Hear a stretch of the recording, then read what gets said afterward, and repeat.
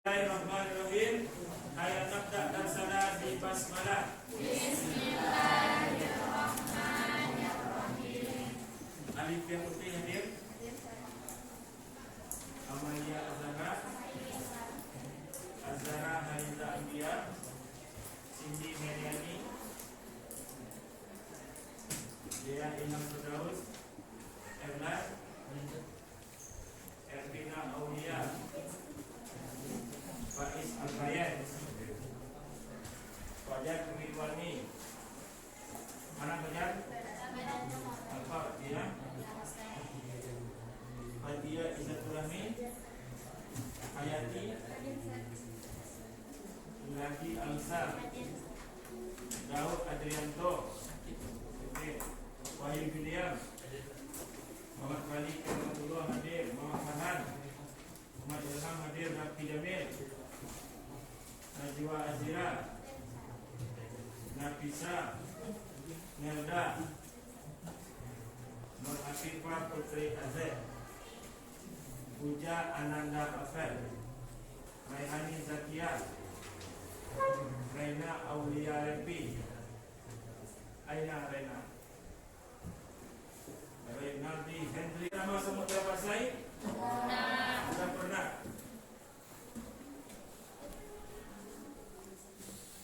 Samudra Pasai itu terletak di daerah atau provinsi Nangro, Aceh, Darussalam sekarang. Adapun tujuan kita belajar tentang kerajaan Islam Samudra Pasai. Yang pertama, nanti kita akan mengetahui siapa pendiri Samudra Pasai. Yang kedua, Samudra Pasai itu mengalami kejayaan pada masa pemerintahan siapa. Kemudian yang ketiga adalah kita akan mampu menganalisis apa sebab lemah kerajaan Samudra Pasai yang pernah jaya, lalu kerajaan yang dulu kuat berakhir runtuh. Apa sebabnya? Ya, sebelum kita belajar, mari kita sediakan otak kita terlebih dahulu. Silakan siapa yang bisa menjawab ini.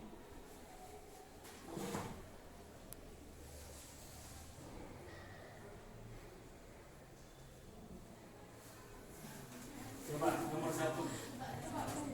Ya. Uang suap. Yang pertama apa? Uang suap. Yang kedua, kan terbalik. Ini uang, ini paus. Paus kalau dibalikkan gimana? Suap. Yang ketiga,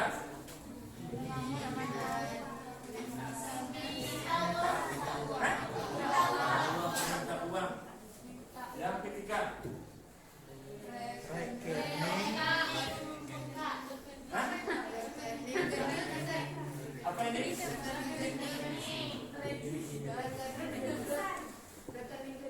Ini ini rekening, ini gendut, berarti rekening gendut.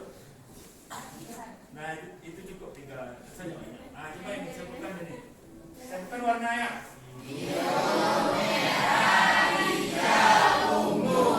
Golongan lagi.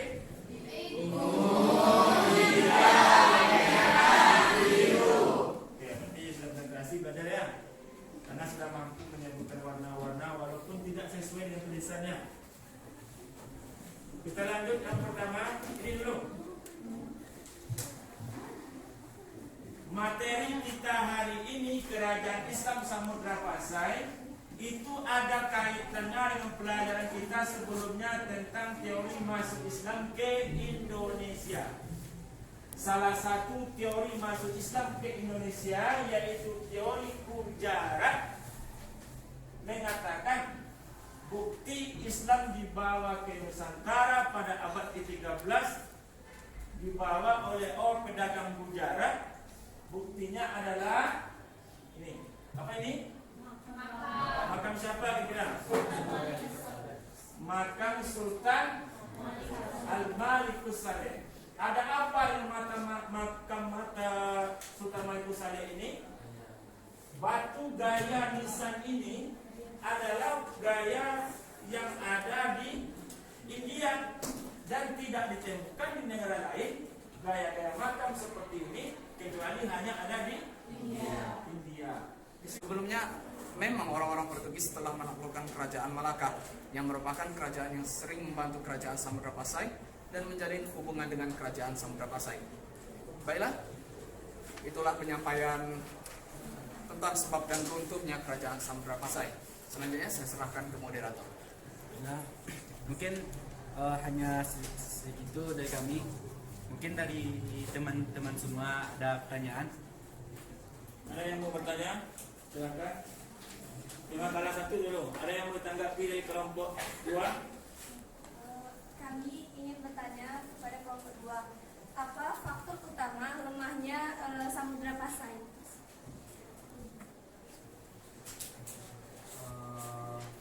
Terima kasih, akan segera langsung kami jawab dan jawab oleh Fadil. Baik, salah satu faktor utama kenapa Samudra Pasai bisa runtuh bisa dikatakan akibat dari ekspedisi yang dilakukan oleh Majapahit, yakni ekspedisi Melayu. Karena dengan melakukan ekspedisi ini itu mempengaruhi kekuatan militer dan politiknya, sehingga Samudra Pasai tidak memiliki pengaruh yang lebih kuat lagi di wilayah pantai utara. Hal itulah yang menyebabkan mengapa Samudra Pasai bisa runtuh. Yang belakang ada pertanyaan?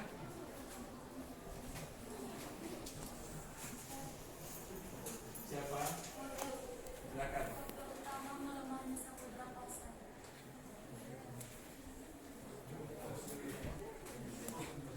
Maaf, pertanyaan yang tadi itu sudah Jadi kan ada tentang Pasir Jamada. Alasan Pasir Jamada tersebut menyerang Samudra Pasai itu apa? Segera, baiklah, akan jawab oleh Fadil. ya salah satu faktor utama alasan mengapa Fatih Gajah Mada ingin menyerang Samudra Pasai. Hal ini disebabkan karena pertama, Majapahit merupakan kerajaan yang paling berpengaruh di wilayah Jawa dan mendapat saingan di wilayah pantai utara, yaitu Samudra Pasai yang juga sedang di masa jaya-jayanya. Hal ini mengakibatkan Majapahit merasa khawatir kalau misalnya Samudra Pasai ini bisa menjadi saingan, bahkan mengalahkan pengaruh Majapahit.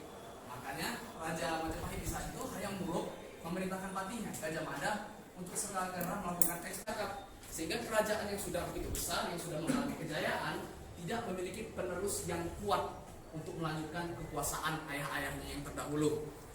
Kemudian persaingan perdagangan dengan Malaka, mengingat juga bahwa Malaka merupakan pusat dari pelayaran internasional karena titiknya yang bisa dikatakan strategis, sehingga membuat Samudra Pasai memiliki saingan dalam perdagangan.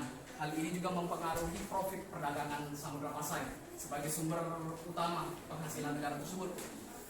Selepas masalah internal, kita kembali ke masalah eksternal. Masalah eksternal kita bagi menjadi dua, yaitu serangan Majapahit dan serangan Portugis. Pertama, serangan Majapahit, seperti yang dijelaskan oleh kelompok kedua tadi, bahwa Majapahit melakukan serangan ke Samudra Pasai karena Samudra Pasai menjadi saingan bagi Majapahit dalam hal kejayaan dan perdagangan, sehingga membuat Majapahit khawatir hegemoni kejayaannya terganggu. Kemudian kita kembali ke serangan Portugis. Serangan Portugis yang bertujuan untuk menguasai pos-pos pelabuhan sehingga perdagangan bisa maju di belahan Eropa sana, membuat ia melakukan serangan. Ditambah lagi Portugis di masa itu memiliki militer yang lebih maju ketimbang wilayah Samudra Pasai, sehingga militer Samudra Pasai yang sudah lelah melawan Majapahit harus berhadapan kembali dengan Portugis yang lebih maju. Akibatnya Samudra Pasai runtuh dengan bergabung ke kerajaan Aceh. Karena sudah tidak memiliki kekuatan baik itu pengaruh politik maupun pengaruh militer, Samudra Pasai bergabung ke Aceh untuk mempertahankan kedaulatan Islam. Mungkin itu saja penjelasan dari saya. Saya mohon maaf apabila ada kekurangan. Saya akhiri. Assalamualaikum warahmatullahi wabarakatuh.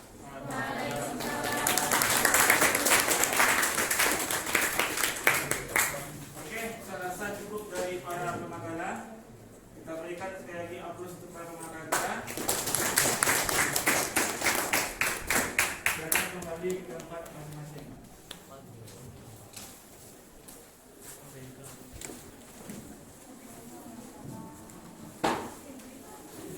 Untuk kerajaan Samudra Pasai kita bagi yang pertama kamu lihat gambar di depan ini.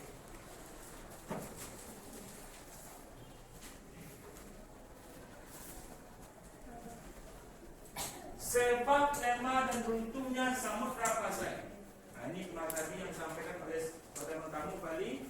Kerajaan Majapahit berambisi menyatukan Nusantara melalui sumpahnya yang dikenal dengan nama Sumpah Pahlapa. Kemudian berdirinya Bandar Malaka yang letaknya lebih strategis lagi daripada Selat Malaka. Kemudian setelah Sultan Malik At-Tahir meninggal, tak ada pengganti yang cakap. Berarti ini faktornya faktor eksternal dari luar. Berdirinya Bandar Malaka berarti faktor eksternal. Setelah Sultan Malik At-Tahir meninggal, tak ada pengganti yang lebih cakap. Ini adalah faktor internal. Kita lanjut. Kemudian terjadi perebutan kekuasaan yang dilakukan oleh sekelompok orang pada masa Sultan Zainal Abidin. Berarti ini juga bagian faktor internal. Kemudian faktor eksternal berikut adalah serangan bangsa Portugis ke Aceh, ke kerajaan Samudra Pasai. Nah, jadi kurang lebih kita simpulkan materi kita pada hari ini. Yang pertama, pendiri kerajaan Samudra Pasai ada dua versi. Yang pertama versi sejarawan barat, yaitu Meurasilu. Yang kedua versi lokal, Kamil. Kemudian salah seorang pendakwa Mekah yang mengislamkan Meurasilu, siapa namanya tadi? Sultan Syekh Saleh Ismail. Siapa raja yang mengutus Maulana Malik Ibrahim Maulana Ishaq? Nah, kemudian faktor pertama penyebab lemahnya adalah serangan dari Majapahit. Faktor utama runtuhnya Samudra Pasai adalah serangan Portugis. Jadi faktor utama lemah serangan Majapahit. Faktor utama runtuh adalah serangan Portugis. Kalau Portugis itu pada tahun 1521. Sementara serangan Majapahit 1339.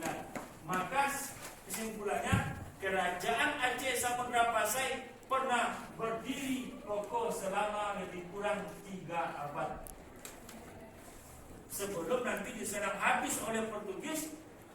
Ketika Portugis menyerang Samudra Pasai itu ada pula dua versi. Versi pertama, sisa-sisa raja kerajaan anak cucu Samudra Pasai melarikan diri ke Jawa. Nanti terbentuk di sana kerajaan Demak. Ada juga yang mengatakan dalam literatur yang lain, itu kerajaan Samudra Pasai yang habis diserang oleh Portugis, dia melebur nanti menjadi kerajaan Aceh Darussalam yang didirikan oleh Sultan Ali Mughal. Portugis yang menghancurkan Samudra Pasai inilah yang nantinya akan diusir dari tanah Aceh oleh kerajaan Aceh Darussalam. Sultan Pasai akhirnya itu segera ditaklukkan oleh Portugis pada tahun 1521. 1521 Portugis hanya mampu menguasai Aceh lebih kurang 3 tahun. Setelah itu 1524 berdirilah kerajaan Aceh Darussalam. Sejak diproklamirkan berdirinya Aceh Darussalam, Portugis dari seluruh tanah Aceh itu diusir oleh orang Aceh, oleh Aceh Darussalam. Dari Pidi, dari sampai Gayo, Aceh Barat, diusir semuanya. Kemana pergi? Diusir. Kemanapun Portugis berada, diserang oleh kerajaan Aceh Darussalam. Oke, ada pertanyaan? Ada? Jika tidak ada pertanyaan, insyaallah minggu depan kita lanjutkan dengan kerajaan Islam lainnya, yaitu Aceh Darussalam. Untuk sekian kita akhiri sampai hari ini. Ayya nakhtim darsana bil hamdulillah. Alhamdulillahirabbil alamin. Berapa menit?